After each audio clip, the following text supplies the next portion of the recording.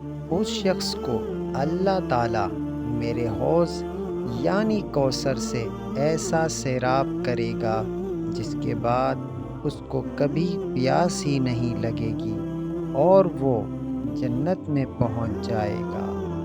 آپ صلی اللہ علیہ وآلہ وسلم نے فرمایا، جو آدمی اس مہینے میں اپنے غلام و خادم کے کام میں تخفیف اور کمی کر دے گا، اللہ تعالیٰ اس کی مغفرت فرما دے گا اور اس کو دوزخ سے رہائی اور آزادی دے دے گا۔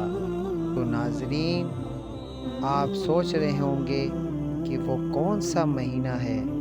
تو وہ مہینہ ہے رمضان المبارک کا۔ حضور اکرم صلی اللہ علیہ وآلہ وسلم نے ارشاد فرمایا کہ رمضان کے 3 عشرے ہوتے ہیں۔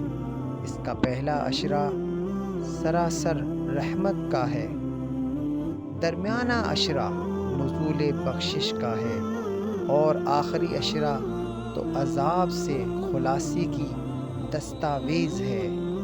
ویڈیو کو لائک کریں اور ہمارے چینل کو ضرور سبسکرائب کریں اور ساتھ میں بیل آئیکن کے بٹن کو ضرور دبائیں کہ آپ کو ایسی دینی معلوماتی ویڈیوز ملتی رہیں۔